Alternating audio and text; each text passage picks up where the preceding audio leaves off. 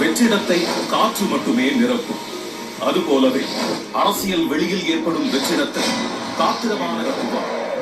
அரசியல் உலகின் அறமும் அதுதான், தவமும் அதுதான், வரமும் அதுதான். தமிழக அரசியலில் மக்களுக்கு கவசமாக இருந்த மாபெரும் ஆளுமைகள் மறைந்த பின்னர் தமிழக அரசியல் பெரும் வெற்றிடம் ஏற்பட்டது. அதை நிரப்ப வேண்டிய அவசியமும் அத்தியாவசியமும் உருவானது.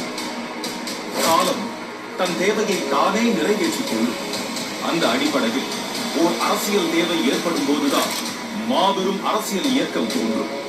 அப்படி தமிழகத்துக்காக உதித்த இயக்கம்தான் தமிழக வெற்றி கழகம். இந்த இயக்கத்தின் காத்திரம் மிக்க, வசீகரம் மிக்க, ஆளுமை மிக்க தலைமைதான் நம் வெற்றி தலைவர் விஜய் அவர். கட்சியின் அமைப்பு, தலைமை கழக நிர்வாகிகள் மற்றும் செயற்குழு உறுப்பினர்கள் 110 பேருடன் ஆலோசனை கூட்டம் நடத்தப்பட்டு அதற்கான அறிவிப்பு வெளியிடப்பட்ட அந்த நாள்தான் 2024ஆம் ஆண்டு பிப்ரவரி மாதம் 2ஆம் தேதி. அன்றே இந்திய தேர்தல் ஆணையத்திலும் அரசியல் கட்சி பதிவுக்காக விண்ணப்பிக்கப்பட்டது.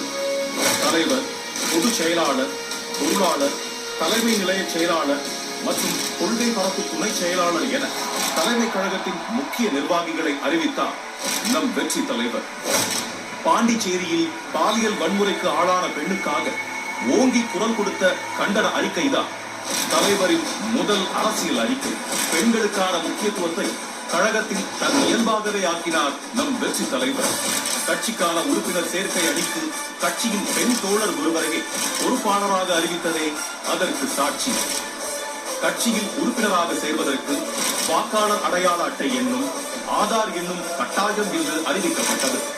உறுப்பினர் சேர்க்கைக்கென தனி செயலி ஒன்று மகளிர் தினத்தன்று அறிமுகப்படுத்தப்பட்டது. தனி செயலில் அறிவிக்கப்பட்ட